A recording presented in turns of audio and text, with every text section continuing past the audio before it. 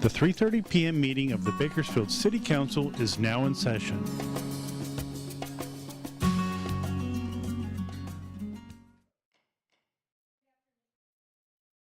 Good afternoon. It's my pleasure to call to order the 3:30 regular City Council meeting of March 13th, 2024.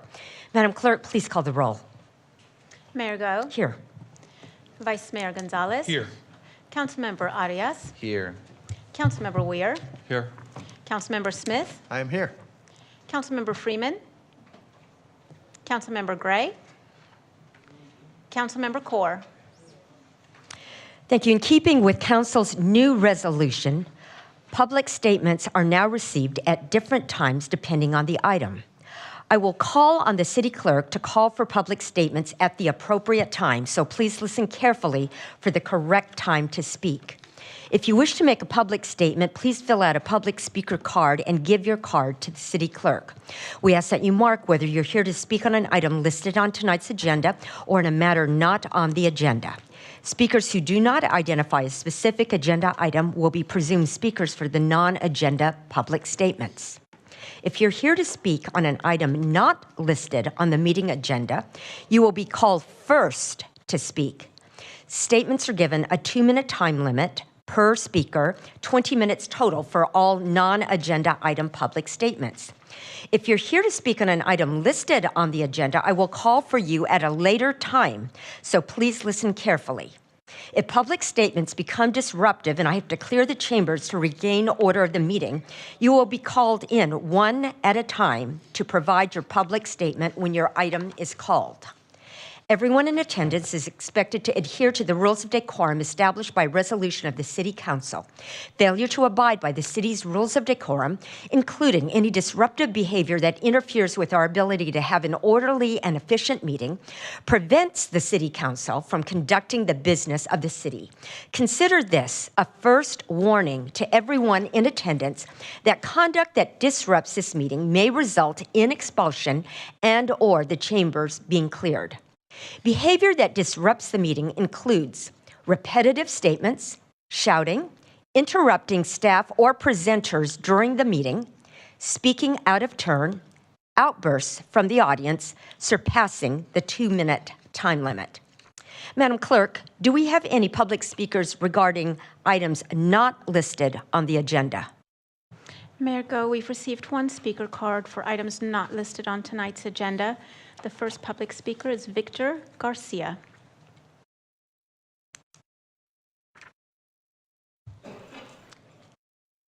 Welcome, yes, and please introduce yourself. Just pull the mic towards you.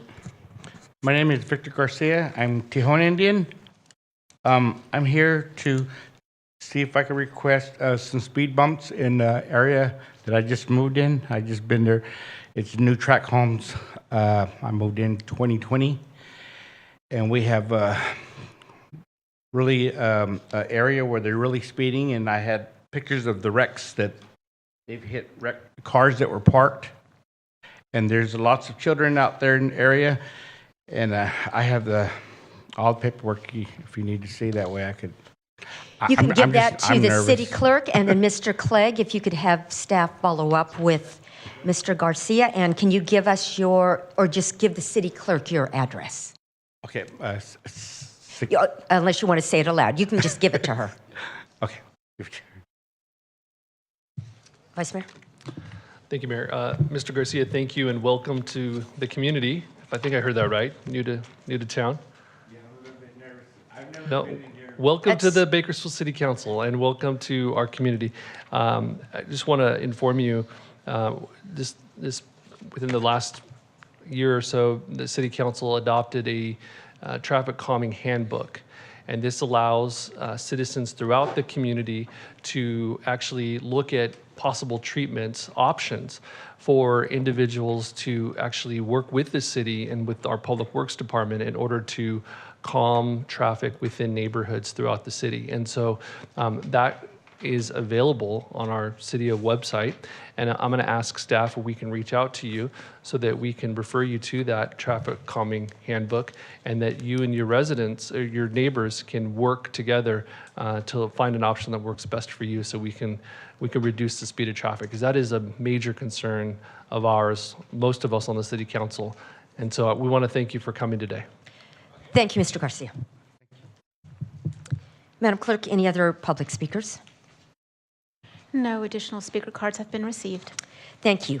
In keeping with the council's resolution, I'm going to ask that the agenda item public statements be deferred until after staff's presentation. Madam Clerk, next item, please. Reports item 3A, update on innovative and efficient government council goal priorities. Thank you. City Manager Clegg. Thank you, Mayor and Council. We've done an update like this last year, but it's time has come again to provide an update on some of your council priorities and progress towards those. What's interesting about this particular council goal is that many of the other council goals have council committees that are directly connected to those goals, and often those committee topics get addressed in those committee meetings. Whereas this council goal does not have a specific committee that naturally it falls into. And so it's good in these workshops to be able to give updates on this topic. Thank you, City Clerk. Just as a quick reminder to council, these of course are your 5 council goals, and the 5th being innovative and efficient city government. This is our definition for what that means. It's about being professional, effective, customer-oriented, and also bringing solutions to bear. Within that goal, these are the main objectives that are listed in our strategic plan that will have well-managed finances, that will be able to address our talent needs and employee resources, that will be a model of excellence in efficiency and effectiveness and best practices, that we will have innovation and continuous improvement on an ongoing basis, and also that we're going to elevate our presence through legislative advocacy. So I highlight those because each of the updates are going to be within those 5 sections through our presentation. Well-managed finances has 3 specific strategies around our reserves, efficiencies, and asset management. I'm going to give updates on 2 of those today. For our reserves, this has been well discussed and established. We're on the same track, but just for the benefit of the public, our retiree medical trust is approaching its full funding. It is well funded and is approaching the point at which it is fully funded. Our reserve balance now, according to the council policy, is approaching $60 million to go from just a few dollars in reserve before the passage of the Public Safety Vital Services tax to now being one of the few large cities in the state that meets the GFOA recommended reserve amount, and ours is, again, close to $60 million now. We're in a very good fiscal position with those reserves.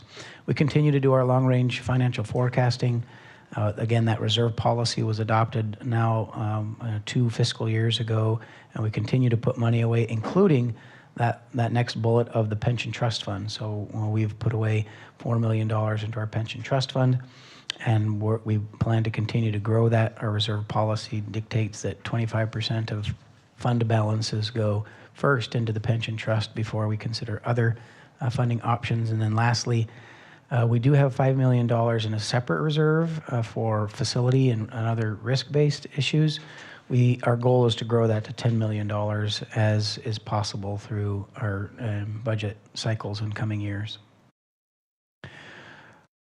Wanted to spend a little bit of time about efficiencies. We have an ongoing efforts to look for cost savings and efficiencies. Sometimes those efficiencies result in direct cost savings. Sometimes it's savings of city staff time. That just means we get to direct our efforts to more important topics or additional topics because of that time savings. We continue to work with our innovation and process improvement coach. We've had numerous leadership training workshops, but right now the big focus is actually on that development process. We're spending pretty much all of our process improvement efforts right now on streamlining our development permit review and application process. And we've created what we call our red team, which means cutting the red tape. We're actually going to have a workshop for the council probably in this next month that highlights more specifics of that program. That's really where most of our process improvement efforts are going right now, is because that was identified as one of the highest priorities of council. We're digging deep on the process improvements to that specific process. Just also want to highlight that in your council goals work plan, we identified a couple of opportunities where we might be able to generate some new revenues. And we know revenue generation is a topic of interest. We don't want to be doing this necessarily at the cost to our residents or businesses. This one is unique in that the fire service fees, there are fees that are charged to all consumers that buy insurance, and those fees often do not get recovered. And this would be a program that allows the fire department to recover fees for crash site or medical responses that are, again, already being charged to consumers by insurance companies, but then never collected by the city. And this would be an opportunity to capture some of those lost revenues through a fee recovery program that will also be coming to your council in the next couple of months. Just a quick update on recruitment and retention with class and comp. We continue to move forward with class and comp. I would argue that some of the biggest lift is behind the council, where we've made significant cost of living adjustments and also notable market adjustments, but that doesn't mean we don't have more to go. So we still have several classifications that are far enough out of market that they merit consideration for further market adjustments. We've also been clear with the employees and the community that those would have to be measured over time as finances allow. And so we've had 6 market adjustments in this fiscal year. We had 8 last year, and we're still looking at a few more. And the way that we've organized it is those that are farthest out of market or still the hardest to recruit or retain, we're looking at those first and working sort of down the list to continue to do market adjustments again as able with those that are farthest out of market first. And then also we had a specific tactic in your council work plan on our labor management relationships, and just wanted to let you know that the Police Officers Association had a notable number of new folks join their board in this last election cycle, and so city staff sat and had a training and a workshop and a get-to-know-you session with those members to continue to build on those good relationships. So switching gears into the next objective around efficient, effective, and best practices. So these are the overarching items with the ERP, more process improvement references, our internal audit and performance audit program, and then technology governance. I'll dip into each of those as well. The ERP update's pretty short because we are not at go live today, but we will be in the next couple of months, both for financial and for human resources. Those are the 2 biggest modules of this really big lift. And I think we've talked at length with the council about the importance of the ERP, and that we have a 30-year-old system that is not adequate. It doesn't produce the types of reports. And also just you have to be concerned a little bit about its ability to continue to perform with its age. But I actually wanted to talk about 3 additional bullets that we haven't spent as much time on. I think, of course, we're creating efficiencies and creating a more reliable and robust system. But this council, it's worth knowing that there's a lot of manual processes still in the city. We use a lot of paper. We have a lot of processes where humans are transacting these transactions that now a computer system is going to be able to help us automate with a lot of those transactions. Not only is it quicker and faster and saves time for, again, our staff to be able to redeploy themselves to more meaningful exercises and work, but it also can reduce errors, and it can, again, move us much quicker. On internal controls, it's also worth noting, we do have policies and practices in place that establish internal controls. But having a system that has flags and checks and many things that are automated actually can improve our confidence that our internal controls are being met and they're being followed and that they are in place, because the system is designed. You can't do certain transactions unless that control has been entered into the system. And then if somebody, and I don't think, we don't have examples where this is happening, with ill intent, but if someone is not authorized to, do a certain transaction, the system just won't let them going forward. Whereas in a paper system, there's more opportunities that could potentially happen. We don't have issues. We haven't received findings on our procedures. Just the system makes it that much more certain that you're going to be in good shape with your internal controls. And then lastly, around data analytics, we have not been as data rich of an organization that allows us to have more information to make those good decisions.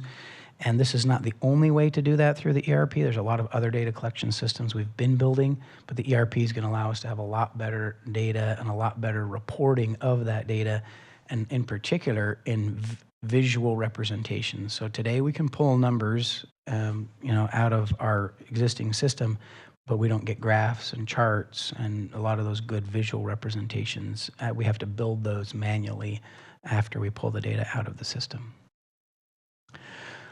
Moving to our performance audit program, and I failed to actually put up some of the things that we did last year, and so just as a quick reminder, we did several projects in our last fiscal year that were helpful. We had technology services performance audit. We had as well some procurement work that was done. In this year, one of the projects was charter review, and of course we've taken recent direction from council on that topic, but Moss Adams did help with charter review information in this current fiscal year. The other projects that we're working on right now, we have a capital planning and programming best practice review to help us really understand and move forward with our CIPs as expeditiously as possible. We've been doing a space needs assessment. We've actually, through principally the Public Safety Vital Services tax resources, but also in some of our enterprise funds, we've increased the employee base significantly in the last 4 years, and we haven't changed really our physical footprint in where offices are in any notable way.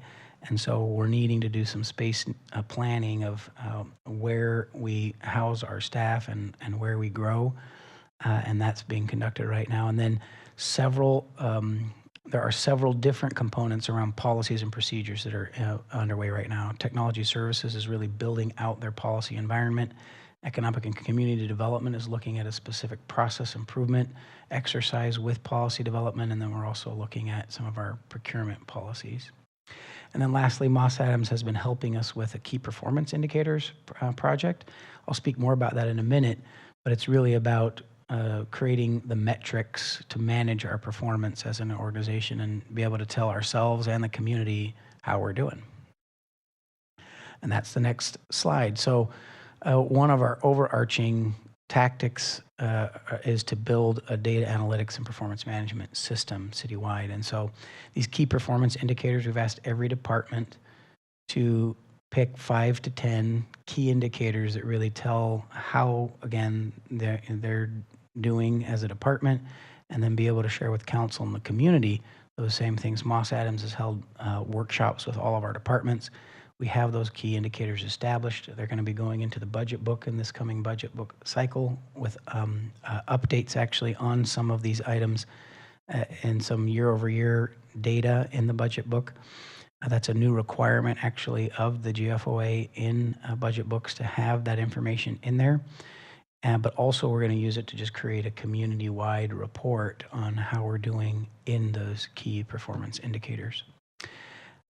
Also want to note in this category, switching gears a little bit, our police department has a new unit called the Quality Assurance Unit. When I say new, it's been the last couple of years. They've been in place now for a couple of years, but the amount of data that they're gathering and the reports and analysis that they're conducting is really remarkable. They're looking really hard at trends, and for example, recently we've been able to analyze in depth the amount of resources that is going towards individuals that are repeat chronic low-level offenders, but that take up a lot of our police staff time.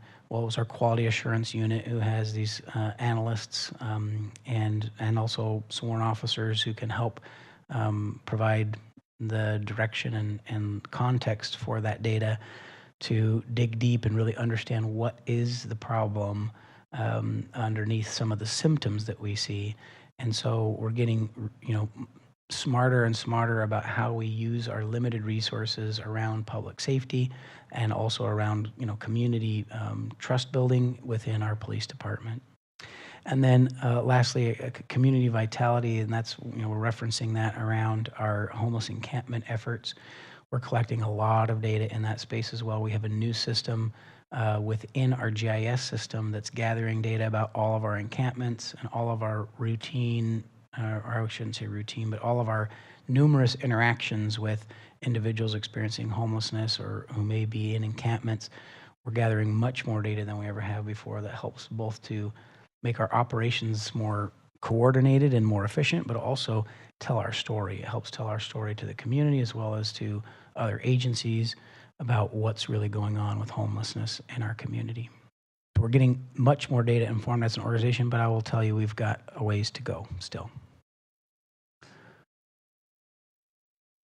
Wanted to throw in some additional analysis. So you're familiar with the help team as a council for the viewing public. Our help team are staff in the city manager's office that field service requests or asks for help, both from the city council as well as from the public, and they field numerous email and phone contacts for the city and pool all of that information into reports. And so the council's been receiving monthly reports with key trends and metrics of how many requests of which type, whether it's landscaping or homelessness or parks questions. You get a good sense as council members of what your constituents are requesting or asking about. And for the benefit of the council and the public, there have been now more than 3,000 requests that they've processed in the last 2 years, and they're at a 99% closure rate. Just also, they've been collecting data now about council referrals. And so these are the formal referrals that council make from the dais, and there's a small number of referrals that may come up out of a committee and then come back to the council dais. So for the benefit of your council, in 2022, we had 120 different council referrals, and in 2023, 115 referrals. For reference, all right, it's advancing here. We've also made very good progress in addressing all of those referrals. For our ability to close out more than 100 referrals over the last 2 years, I think is good news, and we're making good progress on the others. Some of those that are listed as pending, some are long-term referrals that may, need to go to a committee and be vetted out, and they're waiting on a committee calendar, or that may take a couple of years, like some of our annexation referrals. They're still pending because it takes a long time to get at some of those issues. I want to remind council of when we did a priority setting workshop, council established 10 priorities within the priorities. We had numerous high priority items that were in part of our overall work plan within the 5 council goals, but this council had identified homelessness, housing, police response times, traffic safety, and the ease of the development process as your top tier priorities. And then the second 5 to complete out that top 10 was economic development, urban reinvestment, annexation, capital projects, and charter review. So staff has been trying to track the work that we do, not only within the framework of the 5 council goals in our annual work plan, but also within these highest priorities. And so we've added a new tracking for the council referrals to reflect if those referrals are coming in one of those 10 areas. And so this next chart just gives you a look that, of course, you see their housing and traffic safety. There's a lot of interest around those. And the rest of them, you can see that they have some of those referrals. It's worth noting that there's a much larger number that are not part of the top 10 priorities, and I wouldn't say that that's necessarily automatically a bad thing, because many of those tend to be where a constituent has come and said, can I get help with this? And a council member will make a referral for us to follow up with that constituent. And there are some other emerging issues that do come up. However, I would point to the council that it is important to recognize that there are enough either emerging issues or other issues that sometimes it can pull us away from our top priorities, and important to maintain that focus as much as we can. Switching to the last piece is around elevating our presence in Sacramento and Washington, D.C. So wanted to share some of our wins around these topics. At the state level, with mental health reform, there were significant bills that were passed that changed how some of the rules of how we can address mental health, and have been a genuine help in our ability to get at largely those experiencing homelessness or other vagrancy issues that may have a behavioral health challenge. We've got some additional tools in the tool belt.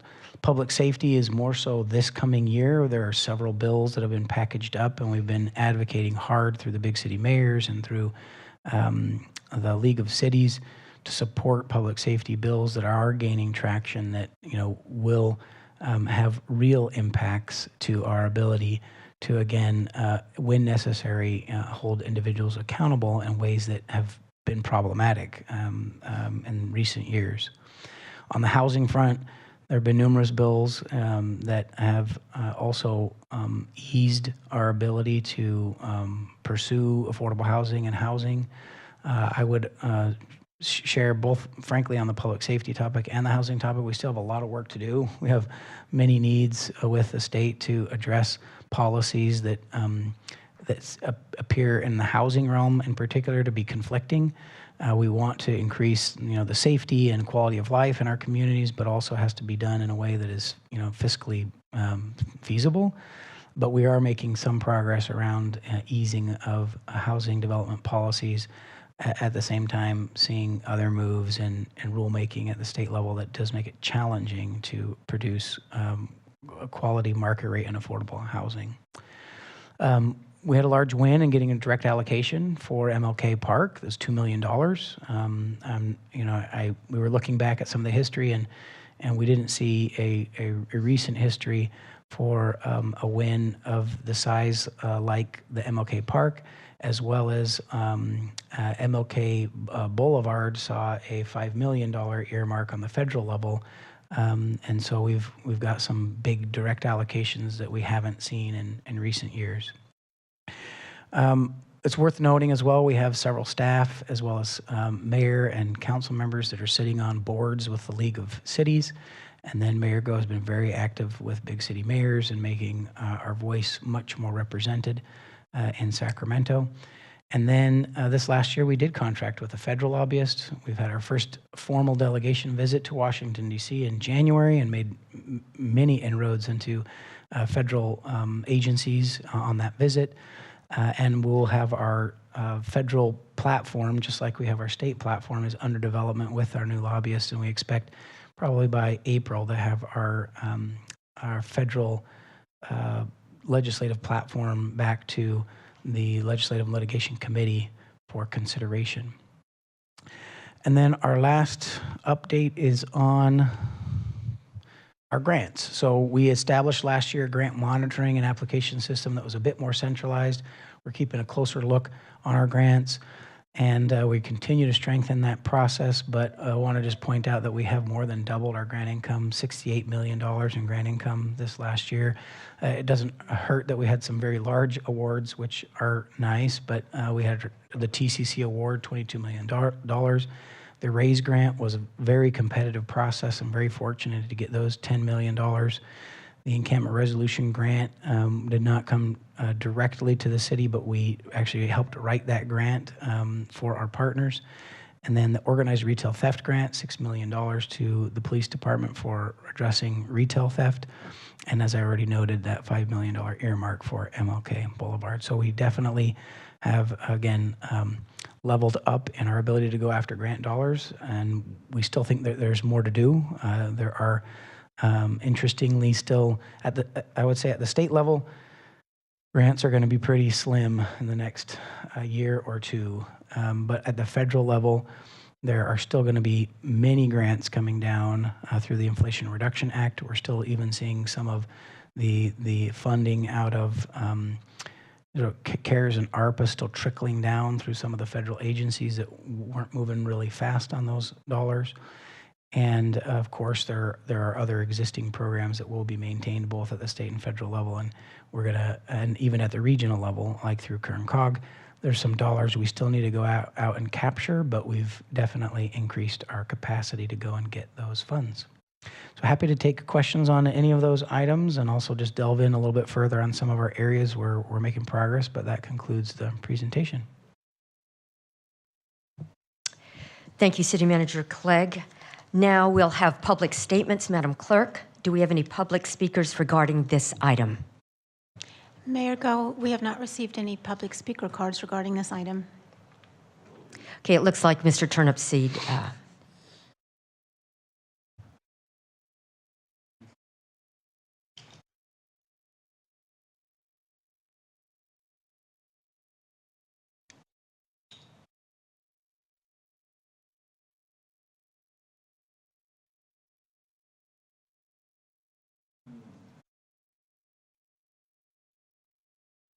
Welcome. Please introduce yourself.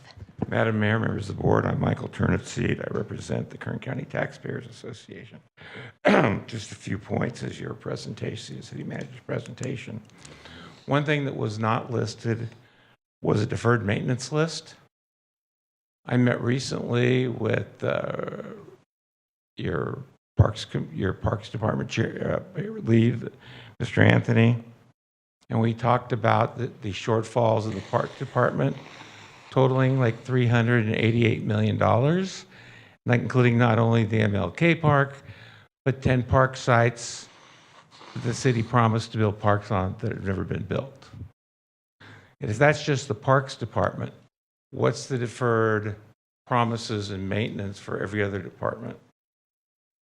In my dealings with other districts and other government agencies, you might want to talk to the Kern High School District, because they have plans, future plans, for 25-year overhauls for their buildings and 50-year overhaul for the buildings.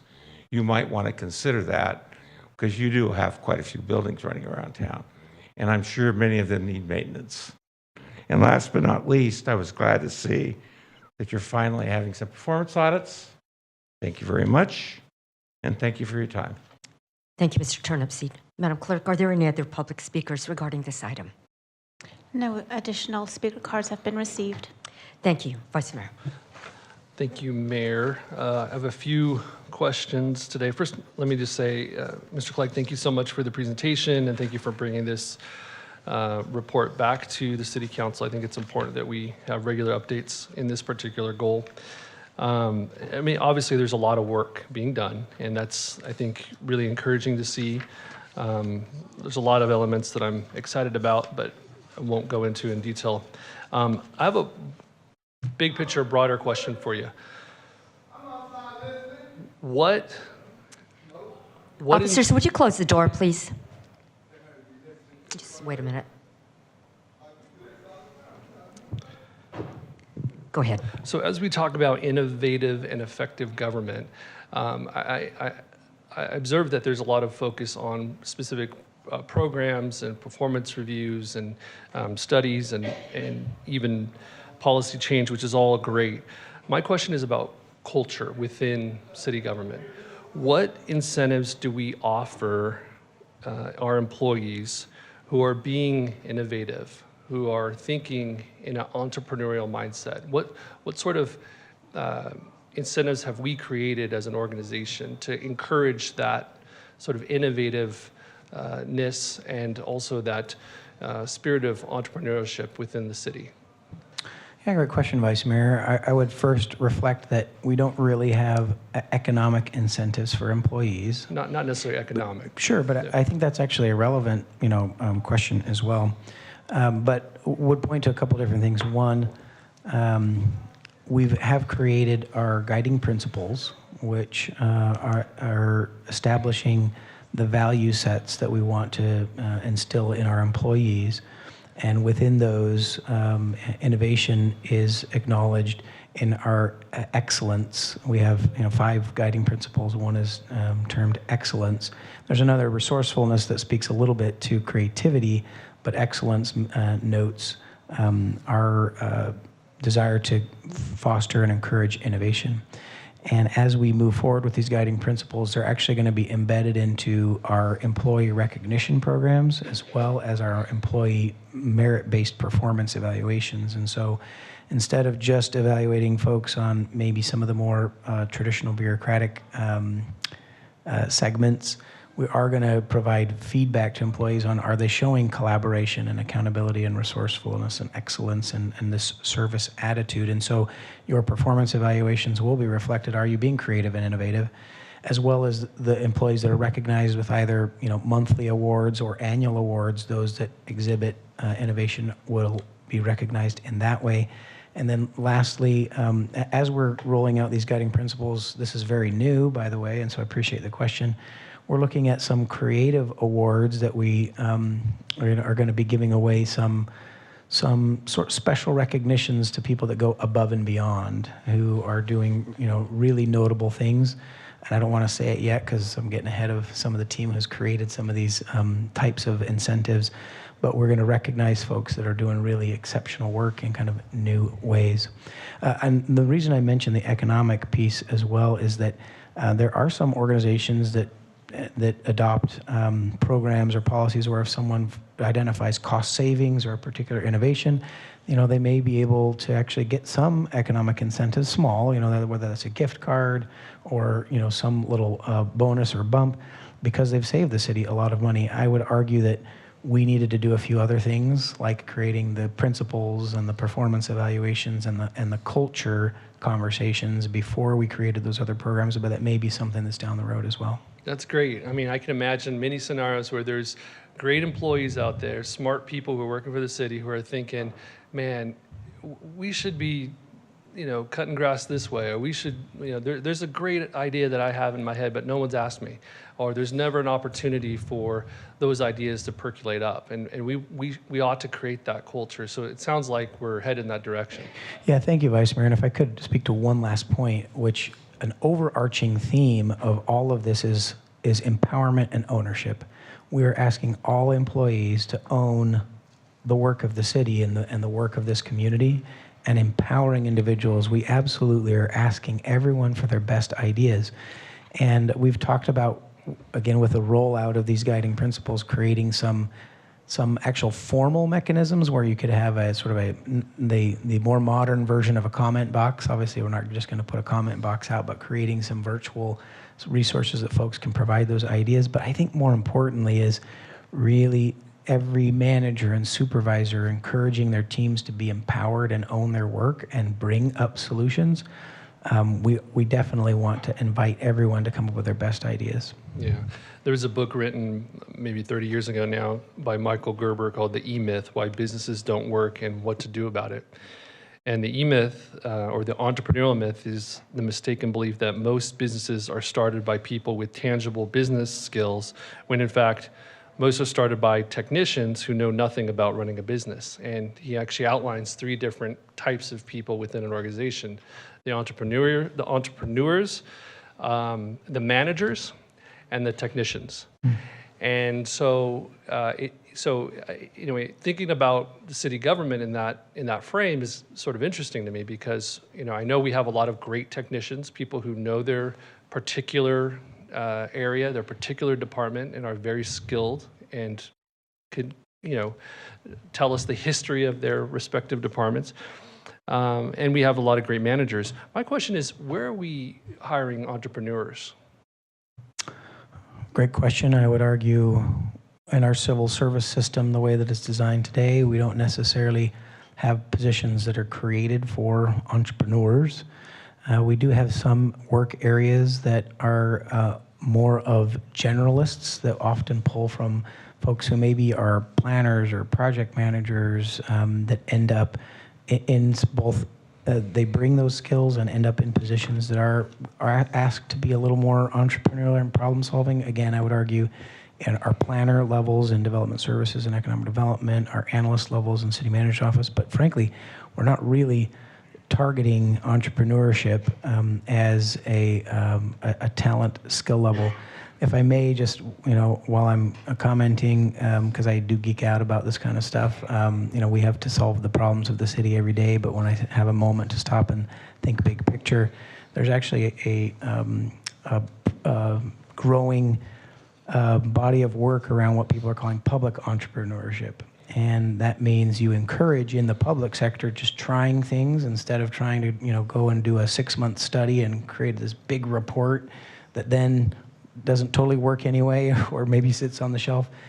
It's important to actually try things, but start really small and make lots of early mistakes with low risk, low level ideas, and find those things that really work by some trial and error and piloting instead of just trying to study everything to death. And so public entrepreneurship is something we're talking about within the organization.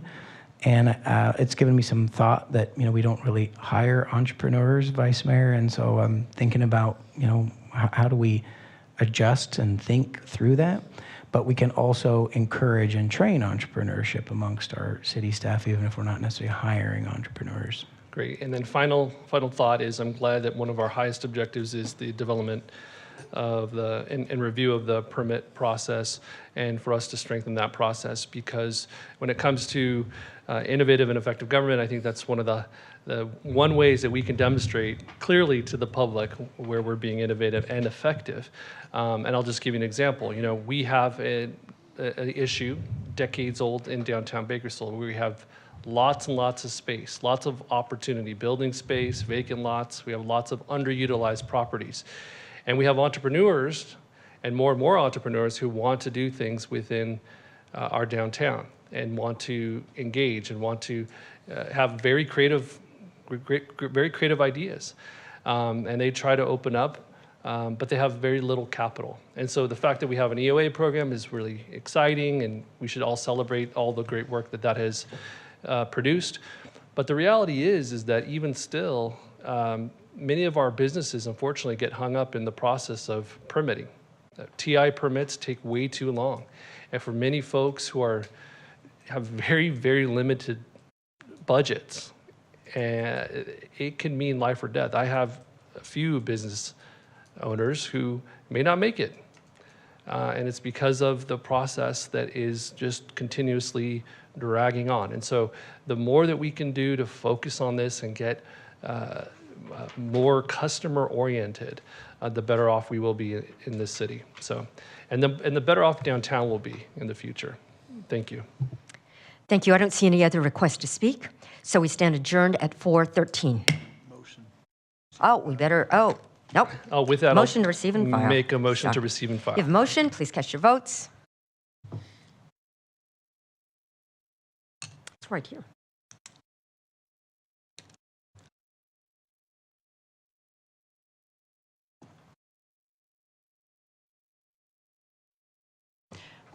Motion is approved with Councilmember Freeman and Gray absent. Thank you. And with that, we stand adjourned at 4:14.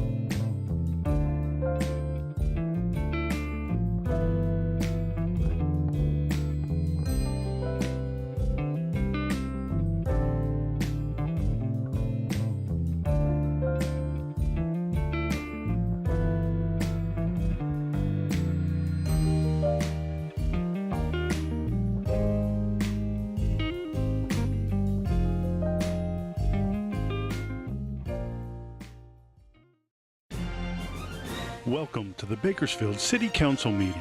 This television broadcast is brought to you by the local cable companies, the County of Kern, and the City of Bakersfield. You can watch the rebroadcast of this meeting Saturday at 7 p.m., Sunday at 10 a.m., and the following Wednesday at 7 p.m. You can download the agenda for this meeting at www.bakersfieldcity.us. Presiding over this evening's meeting, the Honorable Mayor Karen K. Go. Good evening. It's my pleasure to call to order the 5:15 regular City Council meeting of March 13th, 2024. Welcome to all of you Bakersfield College students in Professor Holmes' class. Welcome. We're always glad to have our students here. Madam Clerk, please call the roll. Mayor Go. Here. Vice Mayor Gonzalez. Here. Councilmember Arias. Here. Councilmember Weir. Councilmember Smith. I'm here. Councilmember Freeman. Councilmember Gray. Councilmember Kaur. Here. Thank you. We have the pleasure tonight of having Pastor Oscar Anthony of St. Peter Restoration Community Christian Ministries to offer the invocation. I'm just so grateful, Pastor, for your church's involvement in so many of our activities. I see outreach in Southeast Bakersfield, and thank you very much for that. And then following the invocation, Fernanda Canedo, who's a senior at Ridgeview High School, will lead us in the pledge. Over the past 2 years, she's dedicated herself to the sport of wrestling. She's achieved notable success, winning the Valley and Masters level championships. She's the first wrestler at Ridgeview to reach the state finals, finishing second in the state of California. Congratulations to you for that. And plans to pursue a collegiate wrestling career in, major, I guess, first, in William Jewell College Division II School in Missouri. And I'm so glad that her mother, Dora Morales, is able to join us tonight. So, Pastor, would you please come, and then you can follow right after he finishes. Would you please stand?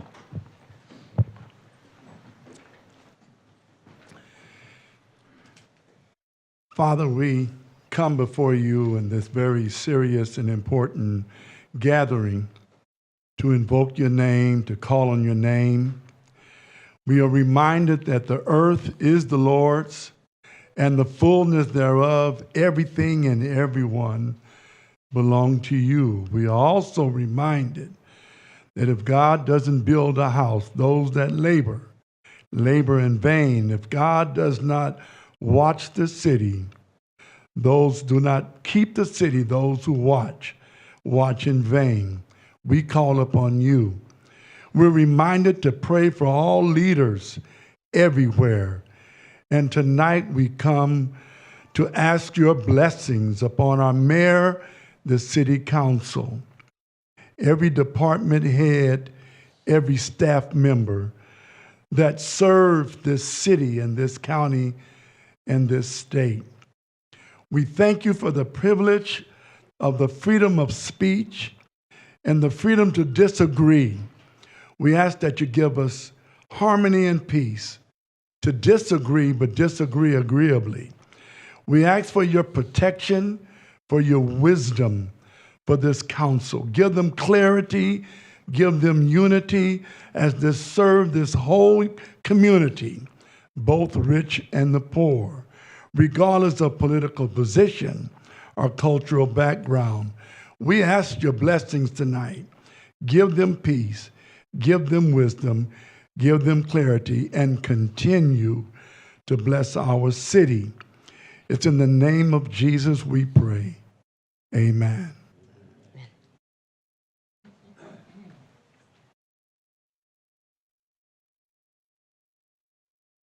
Salute, pledge.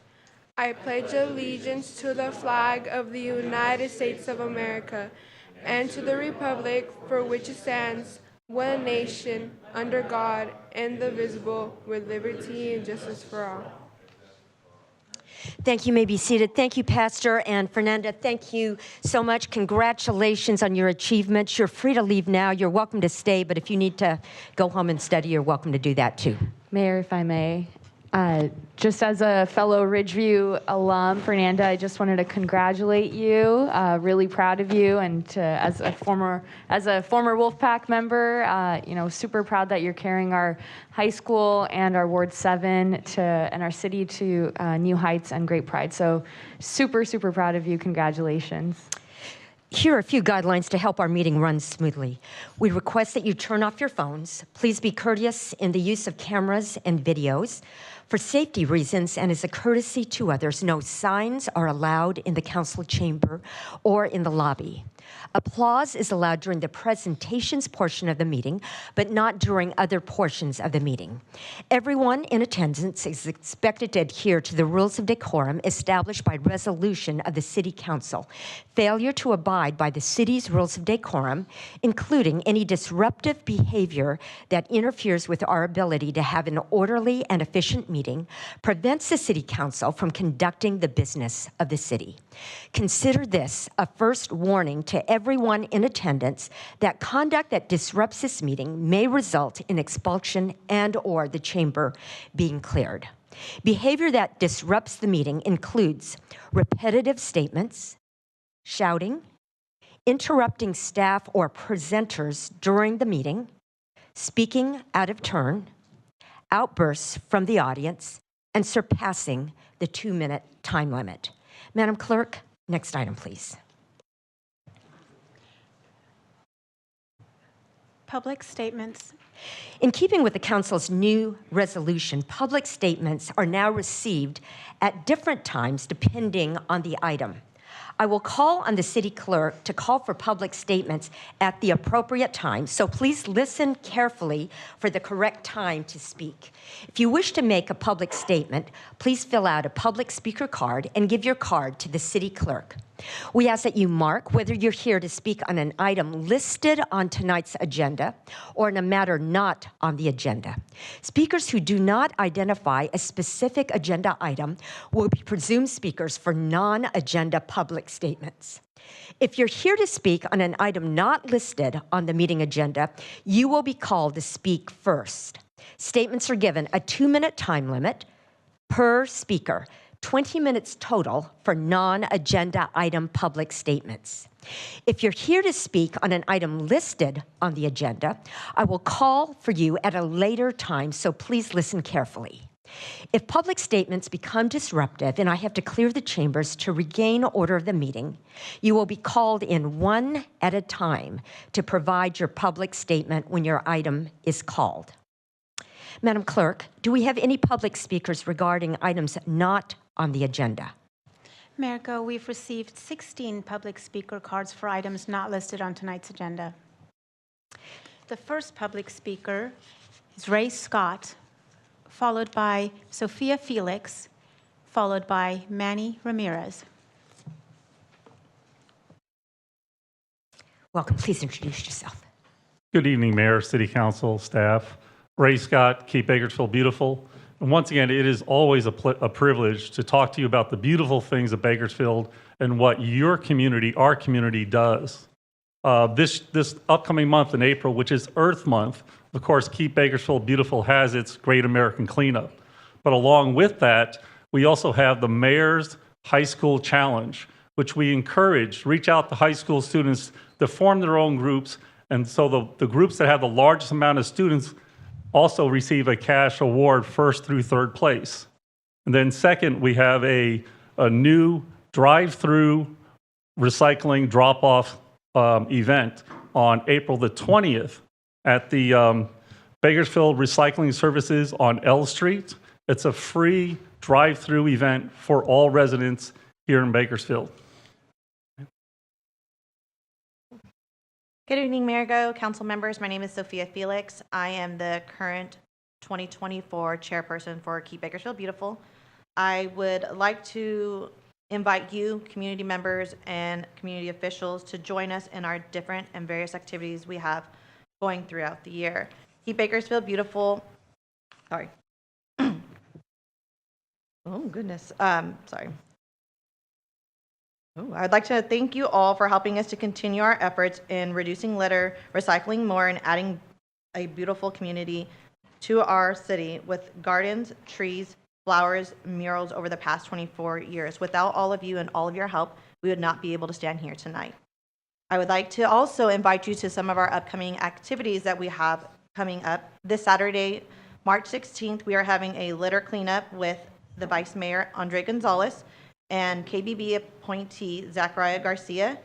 On April 19th, we have our Greenfield Walking Group doing a community cleanup with Clean California in our community days. And on April 27th, we are having our main event with the Honorable Mayor Go with our Great American Cleanup, where we'll have over 2,000 volunteers doing litter cleanups, community garden, and more murals here in town. So if you'd like any more information about our volunteers and community activities, you can please call us at 661-326-3539. Now I'd like to introduce our 2024 Great American Cleanup Chair. Thank you, Ms. Felix.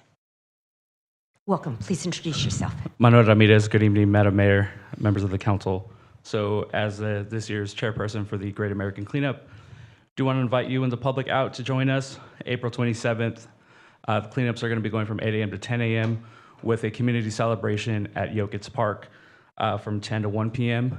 We are taking volunteers. If you like volunteer information, you go on the Great American Cleanup City website and contact through there or sign up one of the various community groups. We also want to thank Solid Waste for all their support for the Great American Cleanup. And if I left anything out, please let me know. Perfect. Thank you so much. Thank you, and keep Bakersfield beautiful. Volunteers, thank you so much for your service. We appreciate it. Madam Clerk, next speaker, please. Samer Abu Daga, followed by Kassan Kanafani, followed by Lorena.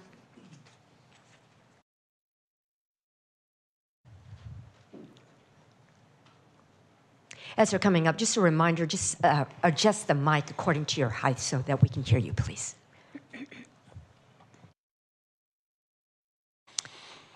Welcome. Please introduce yourself. Karen, here's what you said a couple days after October 7th. I'm grateful for the deep bond between the United States and Israel. I stand resolutely with Israel. And then, Andre, this is what you said 5 months later, after 30,000 Palestinians have been killed. We don't have time to deal with foreign policy stuff that we have zero influence over. I would encourage any of the protesters who have concerns to reach out to their representative in Congress.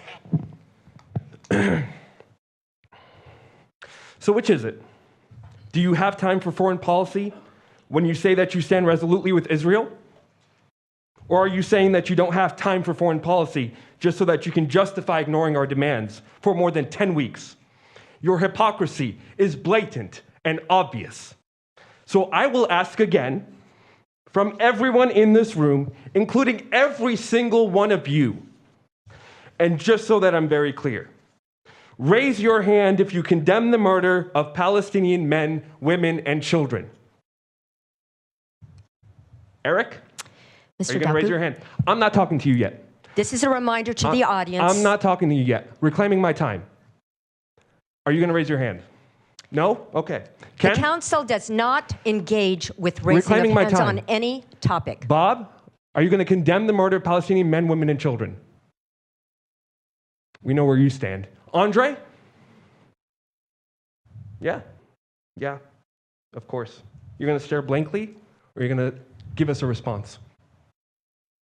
Because you realize by staying silent, you're telling everyone in this room that you're absolutely fine with the murder of Palestinian families. Manpreet, you not only raised your hand, but you told us directly on multiple occasions that you stand against genocide. Sir, I'm saying it again. Your time is up. Please we are done bring with your words. comments to a close. We need action now.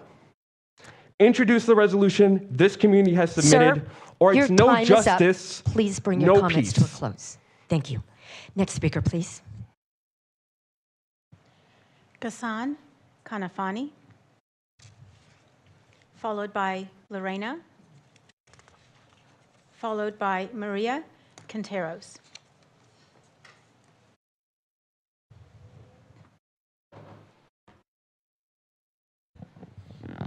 Welcome.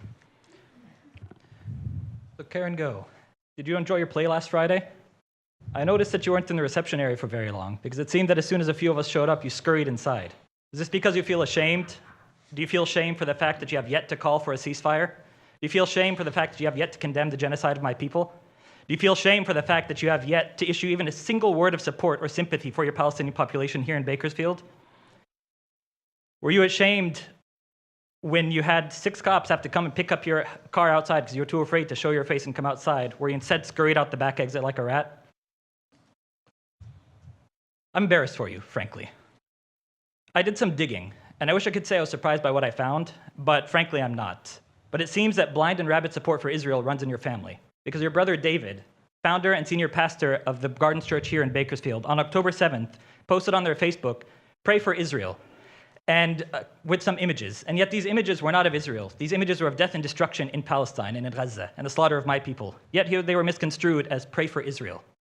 And this is something that happens all the time, where our suffering, when it's portrayed as suffering of Israelis, people are angry, people are upset, people are sympathetic. And yet the second they find out that it's actually of Palestinians, radio silence. So you keep doing what you're doing, but I'd like you to pass on a message to David, and it's a message that we repeat here to you again. Expect us wherever you go. And to all the students here, go back to your classes and talk about the mayor that you have here, the shameful disgrace, whose sympathies seem reserved for only a certain race of people, who believes that Palestinian blood is cheap. And after 4 city council meetings, has yet to issue a single word of sympathy for over nearly 40,000 slaughtered Palestinians. This is for you. Thank you. Next speaker, please. Lorena, followed by Maria Quinteros, followed by Karina.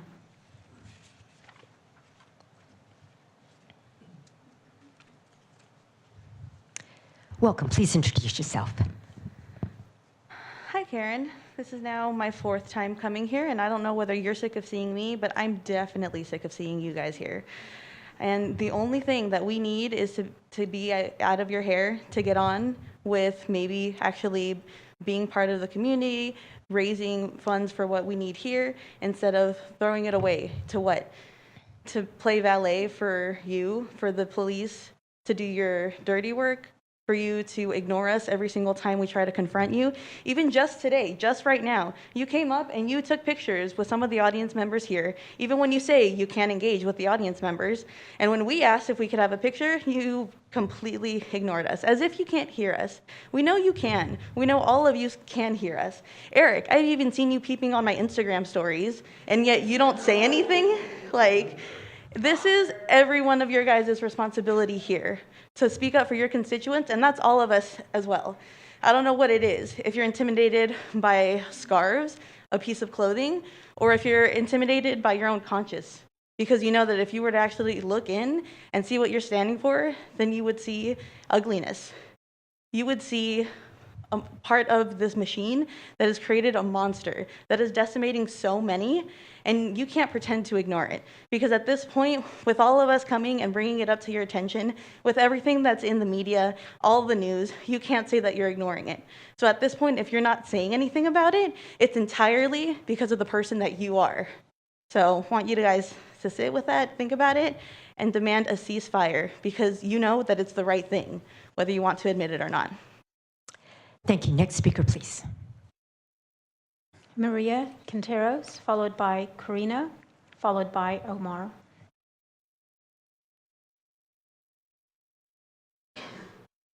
Welcome. Please introduce yourself. Hi, this is the 4th time that we show up to City Council without any acknowledgement, without any empathy for the 40,000 precious lives that have been murdered in Gaza.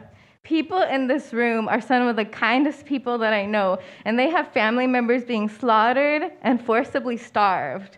We have come to say no more to anything that stands in the way of ending this genocide. I'm speaking to the Christians in this room now. Jesus, the Palestinian Jewish revolutionary, stood in fierce opposition to inequity, overturning tables, systems, structures, and leaders that stood in the way of liberation for all people. Throughout the biblical canon, Jesus reserves his sharpest critique for local elites, teachers of the law, and moral and religious authorities. These people refuse to show mercy to the vulnerable.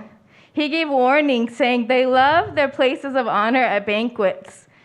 They are like whitewashed tombs, which look beautiful on the outside, but inside they are full of bones, and they are dead and everything unclean.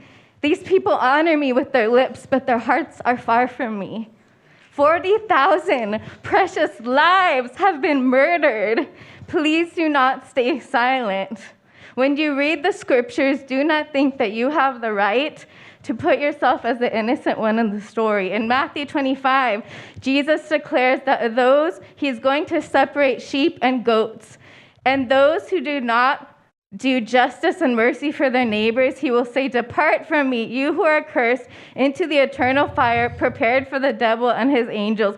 For I was hungry, and you gave me nothing to eat. I was thirsty, and you gave me nothing to drink." He will reply, "Whatever you did not do for the least of these, you did not do unto me." A ceasefire is the least thing that you can do.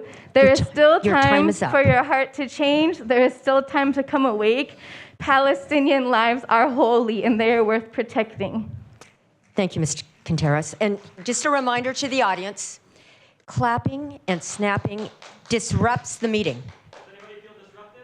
No.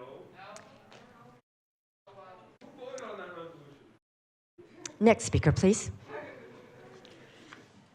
Karina, followed by Omar, followed by Gabby.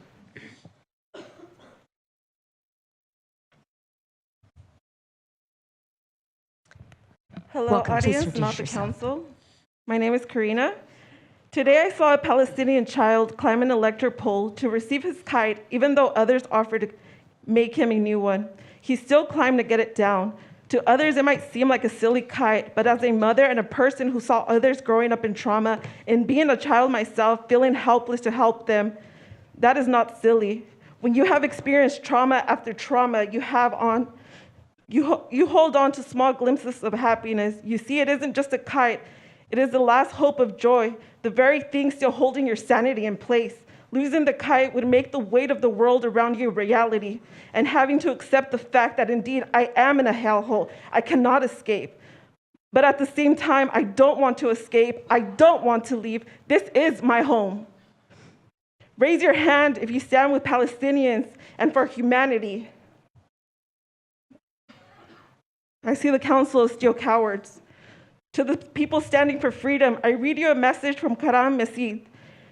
Great gratitude flows from the depths of our struggles to those who champion our cause. Every day as we face uphill battles, your voices become a balm to our shattered dreams and bruised hearts. In the face of mental weathering, by the weight of our challenges, your unwavering dedication gives us the strength. Thank you for sharing our stories and casting a light on our silent suffering. Your voices, like lifelines, echo our pleas for help, ensuring our struggles are not overlooked in a world that turns a blind eye, just like the council has turned a blind eye week after week. And I'm speaking to all of you now. You are constantly chasing the evil dollar to fill the pits of your empty souls because you have no souls. You and your colleagues have heard multiple people describe the horrors that are happening in Gaza, and yet the decision has not wavered. You have not called for a ceasefire. Will today be that day that you regain some of your consciousness and try to obtain what is left of your morality Karina, your time to is make up. history Please and bring your calling for a comments to a ceasefire? close. Or will you continue to be complicit in a genocide? I know, Karen, I know that you're not going to call for a genocide because you support and you look up to people like Ronald Reagan who supported Karina, your apartheid. time is up. Please bring your comments to a close. You support the CARE Act that Karina, criminalizes unhoused people. your because time you want is more up. slaves for this system. Next speaker, please. Omar, followed by Gabby, followed by Leslie. We're here to listen. Just a reminder, you each have 2 minutes, and we will be respectful and listen to you. Welcome. Please introduce yourself. Assalamu alaikum. My name is Omar Samara. I'm a resident of Ward 3. Today, I am fasting for Ramadan. And in this blessed month, we take 2 of many lessons. Number 1, patience through hardship. Number 2, the pains of hunger. And in Gaza, for over 5 months, people have been under siege, and it's been harder and harder every day for them to get food. And every day over the last few weeks, we've seen an increase. More and more and more children, the elderly, and people dying of starvation. Their skin clinging to their body. You can see the outlines of their bones. They are like skeletons with flesh. It is horrible, and it is disgusting. And for me, as somebody who works in agriculture, who learned about farming and learned how to help grow food in Bakersfield, here in Kern County, to avoid this sort of pain, I am in pain, and I am in shock that people here that claim to represent Californian agriculture would allow for an artificial starvation to occur. It may seem like a little bit, it may seem like nothing to say, calling for a ceasefire. There is not much we can do as individuals, but together we can move mountains. We have a moral imperative to join the growing collection of voices calling for peace and calling for a ceasefire in Gaza. So I implore you, especially you, Ken Weir, my representative of Ward 3, and you, Mayor Go, my representative of Bakersfield, to call for a ceasefire. Thank you. Thank you, Omar. Next speaker, please. Gabby, followed by Leslie, followed by Amelia Martinez. Welcome. Please introduce yourself. Hi, my name is Gabby. I'm a resident of Andre Gonzalez. Hi, Andre. Hey, thanks for the smile. Wow, that's cool. So, Eric, Ken, Bob, Karen, Andre, if you could still listen to me, I'd appreciate it. Manpreet, Karen. I come before you today not just as a concerned citizen, but as a witness to the silence that pervades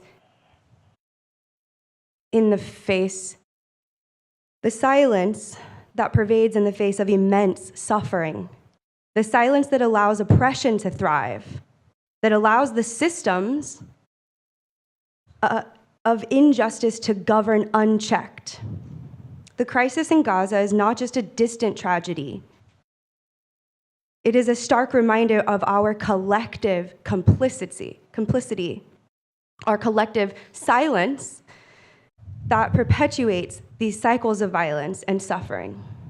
As the conflict, violence, massacre, artificial famine, ethnic cleansing, genocide continues and approaches the 159th day, the toll on innocent lives continues to mount. Tens of thousands have been killed, many of them children. As the world watches, you all watch silently. The United Nations called for a ceasefire, emphasizing the urgent need to end the appalling suffering and loss of life, yet your silence persists. Let us not forget silence is not neutrality, it is complicity.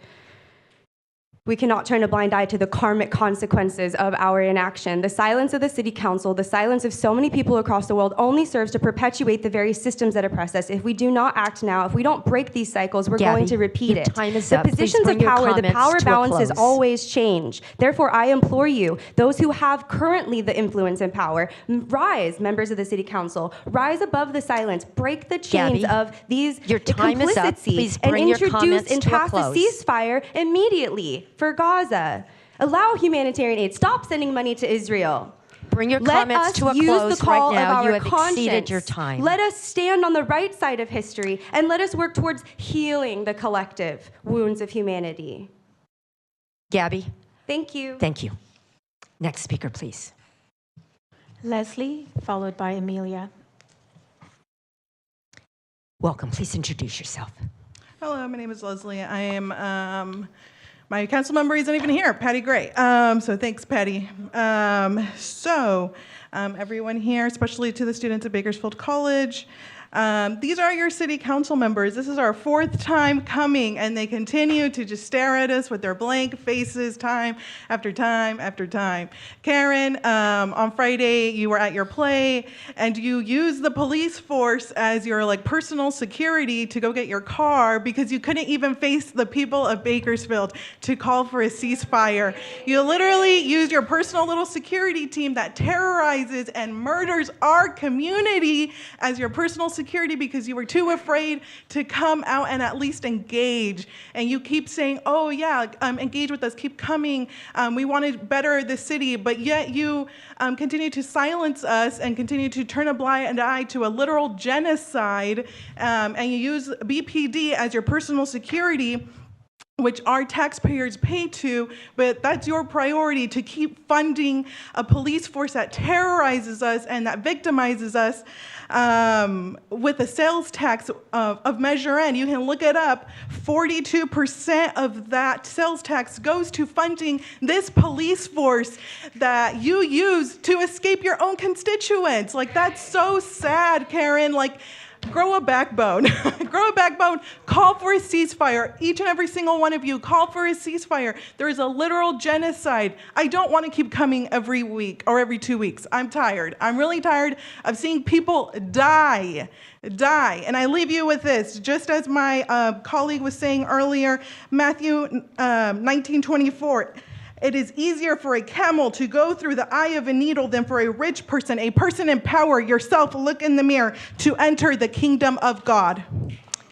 Thank you, Leslie. Audience, just a reminder that clapping and snapping is not allowed. Next speaker, please. Amelia Martinez.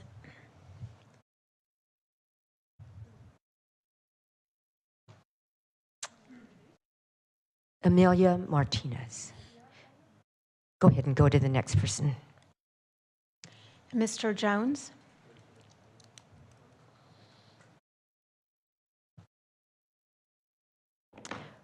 Welcome. Please introduce yourself. I think it's incredibly fitting that, again, I don't get my full 2 minutes. My name is Gabriel Jones, resident of Bakersfield. I didn't actually write anything this time because figured I wouldn't get the time,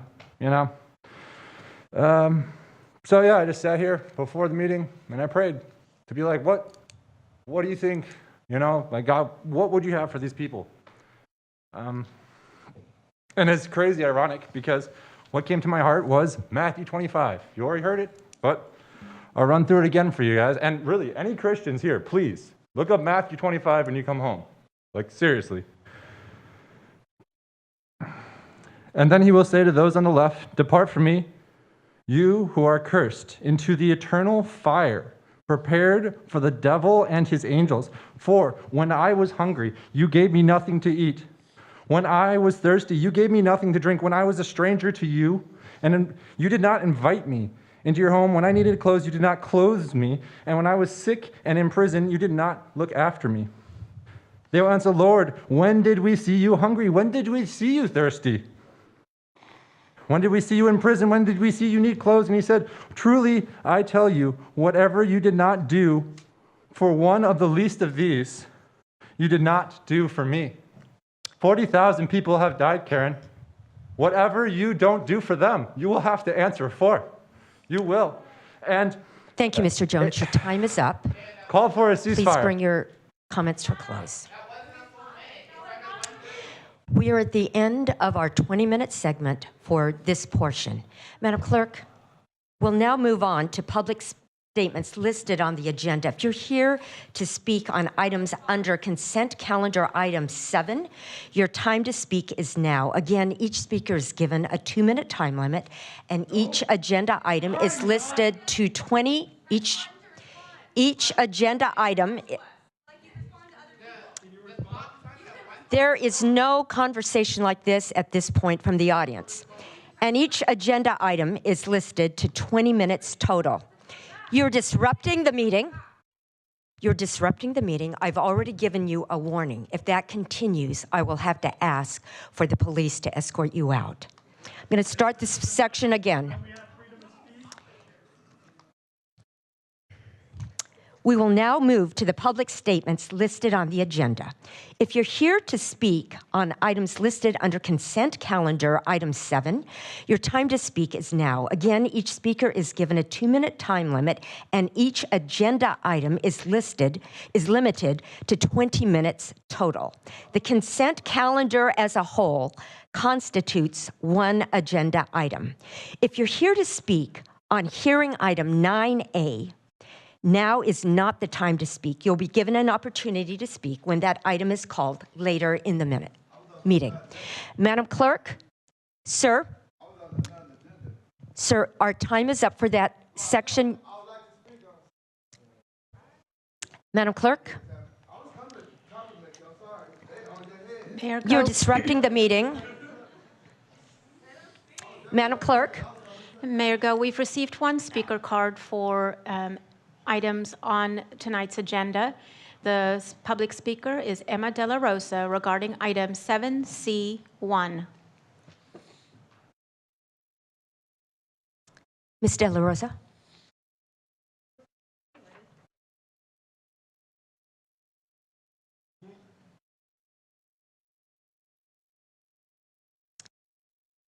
Emma De La Rosa.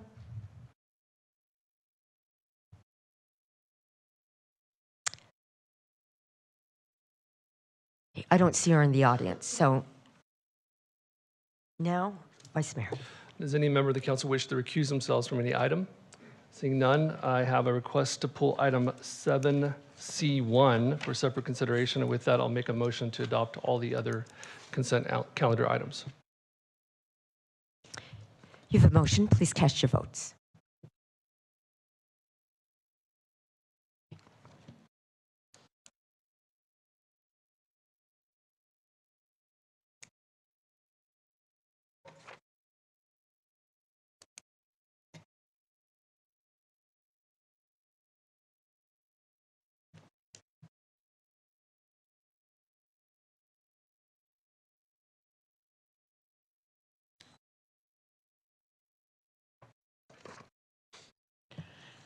Motion is approved with Councilmember Freeman and Councilmember Gray absent. Thank you. And now Councilmember Arias. Thank you, Mayor. After many conversations and deliberations with staff and also the building community, specifically on this item tonight, but also on the previously proposed item that includes the parking requirements, at the last meeting, we did talk about the need for a baseline requirement that protects us and allows for us to hold some of the bad developers accountable while also getting out of the way for the 95% of our good developers who are building in the city. So, Councilmember Arias, would you just stop for a minute? Outbursts from the audience are disruptive to this meeting. If you continue, you will be asked to leave. Councilmember? Cease fire now! That is, you are disrupting the meeting. You're disrupting the meeting by your cut. Officers, please clear the chambers.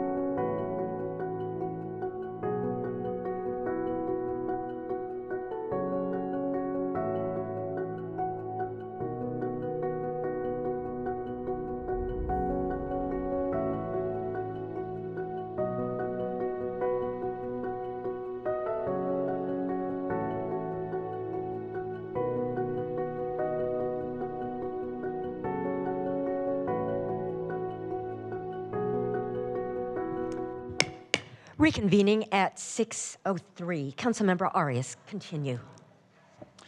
Thank you, Mayor. Just to reiterate some of the comments before we went on recess.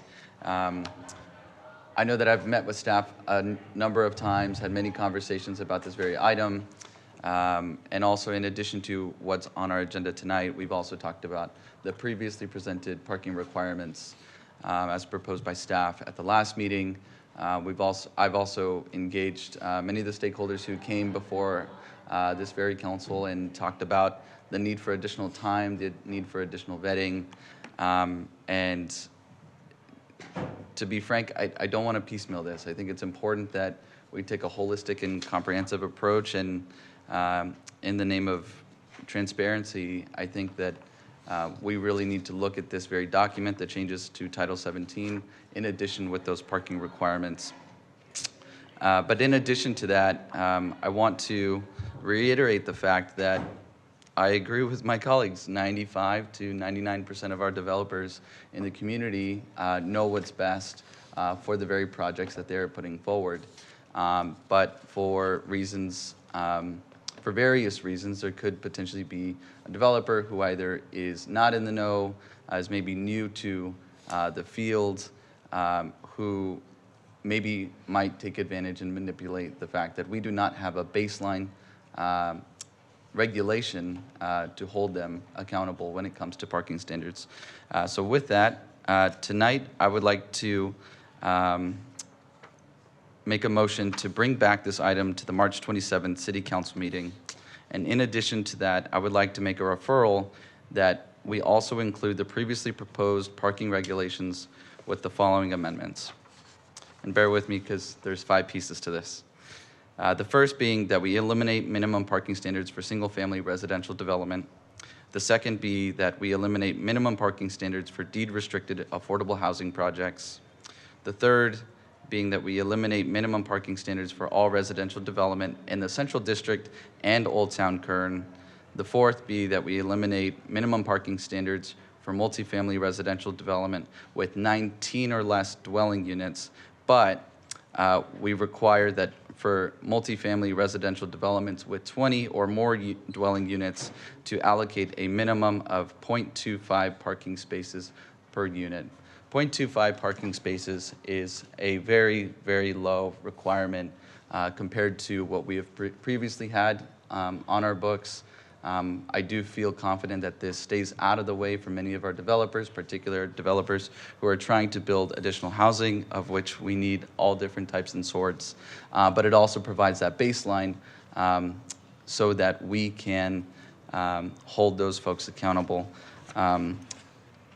And actually, I would like to make one tweak to that motion, that we also add an opportunity for a developer who is developing a multifamily development above 20 units or more to also have the ability to appeal to the Planning Commission and ultimately this body should there be particular circumstances that need to be communicated so that they do not necessarily need to adhere to these restrictions. Thank you. Thank you. I don't see any request to speak. Is that a motion? You have a motion. Please cast your votes.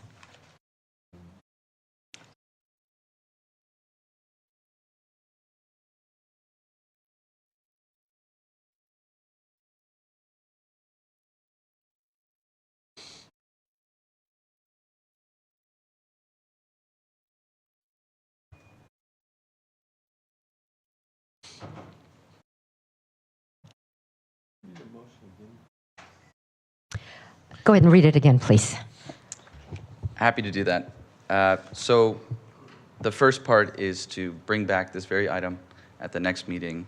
But in addition to that, to also bring back. Bringing it back. Correct.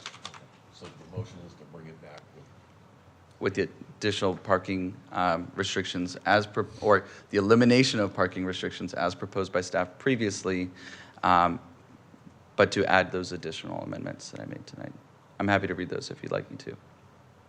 Mayor, if I could, just for clarity purposes, so the council understands that on your agenda tonight is the second reading or the adoption of the housing element. And my understanding that Councilmember Arias has a two-pronged motion. One is to continue the second reading, so that second reading is going to be brought back at the next meeting, which will be March 27th. And then the second component of Councilmember Arias's motion is what he elaborated on with the referral on the various parking components. So that will go for first reading on March 27th. It will be a proposed second reading of the housing element. And again, depending on what happens on March 27th, my guess is that you will see everything then move to the first meeting in April and have second reading of everything. But there will be time to discuss the specificity of the parking elements at first reading. Councilmember Weir, does that clarify it for you?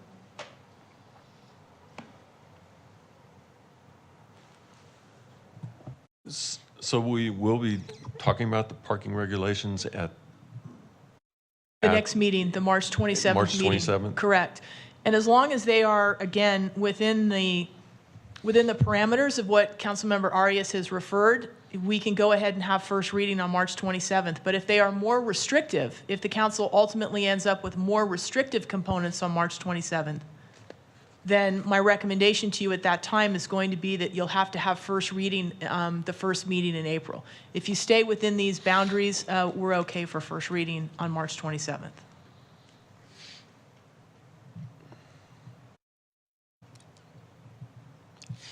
Okay.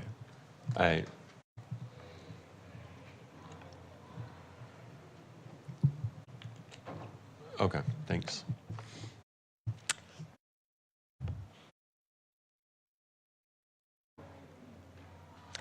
You just voted. Motion is approved with Councilmember Weir abstaining and Councilmembers Freeman and Gray absent. Thank you. Next item, please.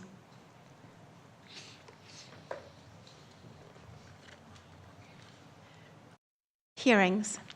Our next item is public hearings. Each side will be allowed 15 minutes. It's 15 minutes for all speakers per side, so it's important that you identify yourself, make your statement succinctly so others may speak.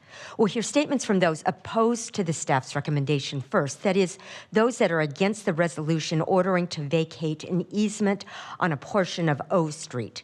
Then we'll hear from those who'd like to speak in favor of the staff's recommendation, those that support the resolution ordering to vacate an easement on a portion of O Street. If there's testimony on both sides, each side will be allowed a 5-minute rebuttal.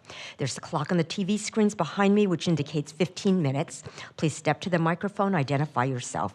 And after 14 minutes, a yellow light will come on. At the end of 15 minutes, a red light will flash, indicating your time is up. Quickly end your statement. You may ask questions during your statement, but they won't be addressed until the public hearing is closed.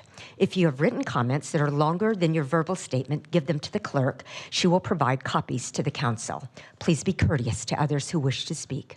Madam Clerk, please read the public hearing item.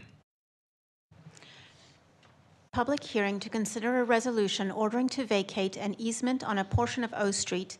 The 11.25-foot wide easement is located on the west side of O Street and east side of Jewetta Avenue, abutting 4023 O Street, Ward 3. Thank you. Mr. Clegg. Thank you, Mayor and Council. I will turn the time over to our Public Works Director, Greg Strackles. Thank you, City Manager Clegg. Mayor, City Council, I do have a brief presentation on this item. If you would like to see that, I'll go really quickly through it.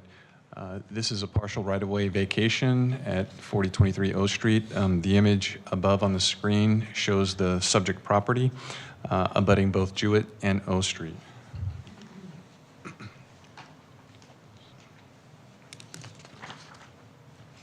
Public rights-of-way provide for many public uses. The right-of-way is created as communities are planned and streets are platted for connectivity and utilities. A vacation of right-of-way transfers all or a portion of public rights over to the adjacent landowner. Decisions to vacate right-of-way depend on a variety of factors such as urban planning goals, community needs, and potential impacts to public services. Process to vacate is a rigorous and comprehensive one involving city departments, numerous utility companies, the Planning Commission, and of course the public. It also must abide by California State Code section for streets and highway. A petition to vacate concludes with City Council determination by resolution to vacate or not the defined area of public right-of-way. Portions of Jewett and O Street have an existing right-of-way of 82.5 feet, which is about 22.5 feet larger than our current standard. Our current standard provides for travel lanes, pathways, bike lanes, and also utilities at 60 feet wide. The picture on the right is a picture of the parcel in question. The utilities are located within the public right-of-way. On the picture to the right, the vacation would take it to the fence post just behind the fire hydrant, and there is a 10-foot easement requirement to be preserved from that fence post back to the utility pole. So there's 1.25 foot that would be a transfer of without any encumbrances over it to the property owner. City has been vacating portions or strips of Jewett and O Street for many years, since 1968. So there is precedence for this vacation. After issuing proper notice, the department found that there were no objections from other city departments, no objections from utility providers, provided that a 10-foot public utility easement would be preserved on the eastern and westernmost portions closest to the roadway. And after public noticing, there have been no objections from property owners within a 300-foot radius of the site. The Planning Commission has seen this petition and has approved it in terms of consistency with the comprehensive plan on December 19, 2023. And a resolution of intention for this vacation hearing was brought before council on February 28th. And here we are today to determine whether this vacation moves forward. So conclusions and recommendations. The vacation process as provided within the California Streets and Highway Code section has been followed for this petition. Public Works Department received 0 objections to the vacation, provided that a 10-foot public utility easement is maintained. And the Planning Commission has determined that the petition is consistent with the Metropolitan Bakersfield General Plan. Staff does recommend adoption of the attached resolution and approval of the vacation. Stand by for any questions. Thank you, Mr. Strykalous. City Manager Clegg, is there anything further? No, thank you, Mayor. Thank you. At this time, item 9A is open. Is there anyone who would like to speak in opposition?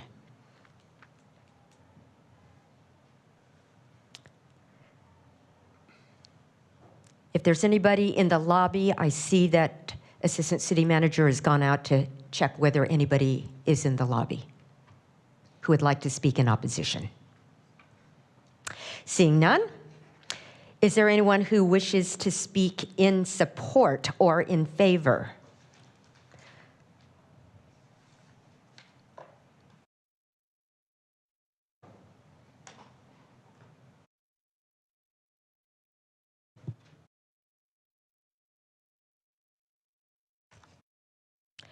Thank you, indicates none.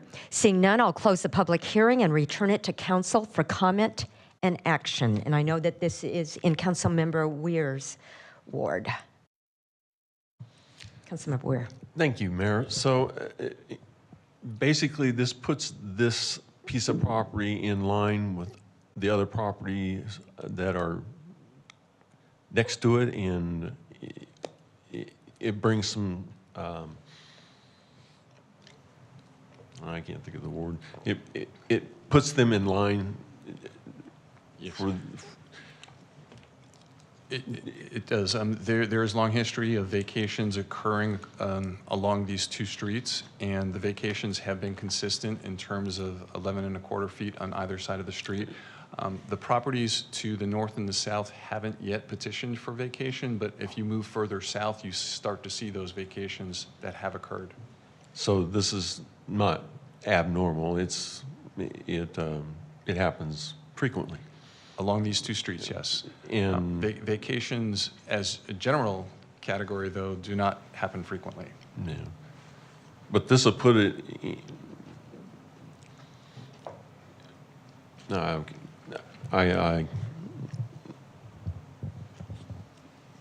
If I may offer, yes, consistent with other yeah, properties. consistent with the other properties. Correct? Correct. Okay, thank you. I move approval. Thank you. Is there anybody else who wishes to comment? You have a motion. Please cast your votes.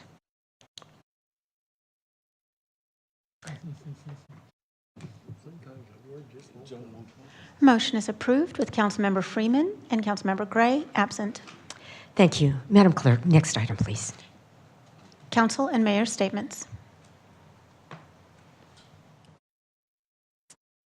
don't see any request to speak. Vice Mayor. Thank you, Mayor. I just wanted to make a referral tonight. Well, first, let me give some praise and kudos to both the City of Bakersfield and to Caltrans. Coming into town a few days ago, driving northbound, Ward 7 on the 99 is looking pretty good, Councilmember Core. Hoskins looks pretty good. Panama's looking better and better. But then we start getting into central Bakersfield and we start observing some issues there. So I want us to continue to work towards some landscaping improvements in that 99 corridor. I know that staff has been working on that, and I trust that we're getting closer to a longer-term plan and strategy. But part of this includes also the delegated maintenance agreement with Caltrans between the City of Bakersfield and the state agency. And so I understand we do have a current delegated maintenance agreement that allows for the City of Bakersfield to maintain certain elements. But I'd like us to explore how we can enhance that maintenance agreement so that we can really ensure that the look and feel of our 99 corridor, 58, now with the Centennial corridor connecting, that we're looking really good for our residents to enjoy, and certainly looking good for our visitors as well. So elements including weed abatement, graffiti removal, debris and litter as it relates to encampments, all of those elements I think are really critical that we have a very clear maintenance agreement that allows the city to proactively address issues when they occur. Thank you and good night. Thank you. I don't see any. Oh, Councilmember Arias. Oh, yours isn't. It's not up. Try again. It's up now. Thank you, Mayor. Councilmember Arias. Tonight, I'm so grateful to the Vice Mayor for reminding me of two things that I wanted to bring up. One of them being when it comes to the 99 freeway and some of the changes we're making into landscaping, I just wanted to ask staff if they knew what size trees we are installing currently, and whether or not that is us that is doing that. Is that Caltrans that is making those installations? Thank you, Councilmember and Mayor and Council. Right now, the installations you're seeing are happening by Caltrans. I would take the opportunity just to note that we have requested several times for enhanced landscaping or hardscaping along the 99. Caltrans Region 6 has found some dollars to do that, although the city has also contributed significant funding for design and infrastructure improvements on the 99 above and beyond what Caltrans sort of can afford or is able to do. And I think realistically for us to really increase the look and feel along the 99, even though it's not our jurisdiction, it's likely going to have to come from either city efforts or funds or partnerships where we go and get grant funding. I don't know about the size of the trees. We can get you that information. But right now, that's Caltrans and putting those in. Thank you so much. I realize the question is very, very specific. But the reason being is that the interchange looks great. But I have serious concerns about the small size of those trees. We know that because of the homelessness challenges, because there are folks who tend to meander into those areas. We planted trees in parks next to schools, and we know that those trees oftentimes are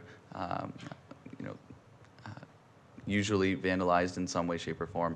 And I know that the hardiness and the ability to survive some of that depends on really how old the tree is that we install. So I would like to ask for staff to have a conversation with Caltrans if there's a way for us to negotiate for older trees that are going to frankly survive a whole lot longer, 10, 20, 30 years down the road.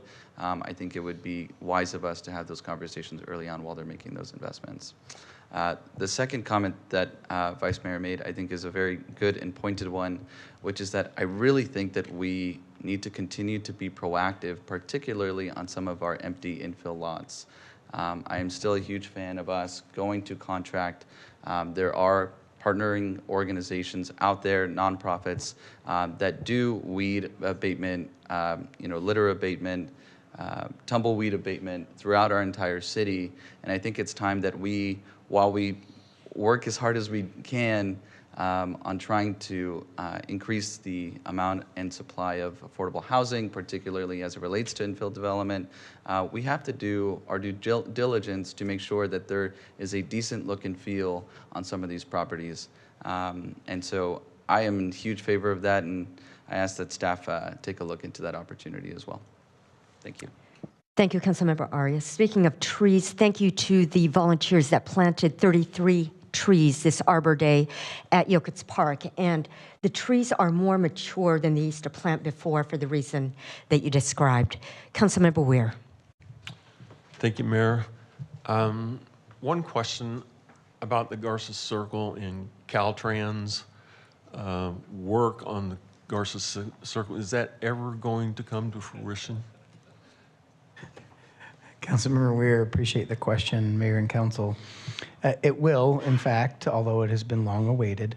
I can give you an update that the city just received back bids for our portion of the project, and we will be bringing forward a council item to award a contract to go and build the improvements, the traffic and multimodal improvements to Garza Circle, as well as there's a few components that are still city jurisdiction adjacent to Garza Circle.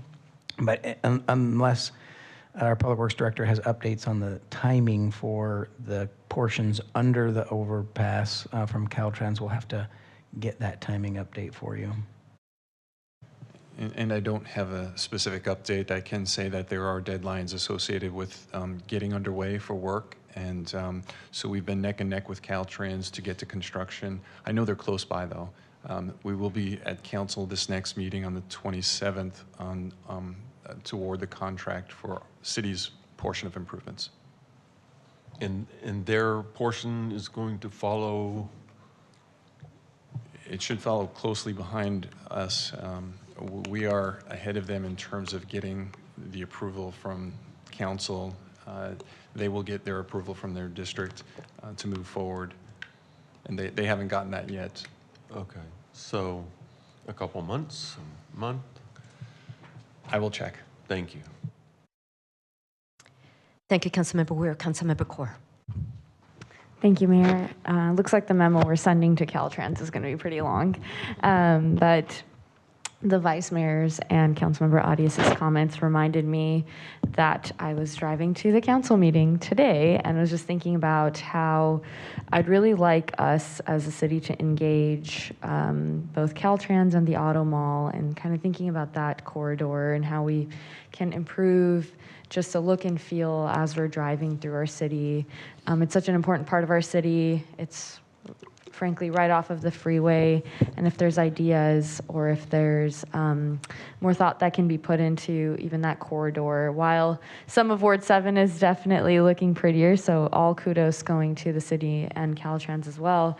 I think there's some work to be done there, especially when those beautiful trees are taken out, and if there's something to be done about even the walls on the east side of the 99, and any kind of improvements that can be done there. I think there's ways we can get creative. If that's a conversation we can get started as well. Thank you. Thank you, Councilmember Corr. Vice Mayor. My apologies. I had one more comment to add to this. We have a number of remnant signs from businesses of yesteryear that are still up throughout the city, particularly along the 99, the 58, the 204. And I think it's time that we kind of go through and have a plan where we systematically engage property owners to work with them to remove those signs, because it is starting to look pretty long in the tooth. Thank you. Thank you. I don't see any other requests to speak, so we stand adjourned at 6:28. Thank you.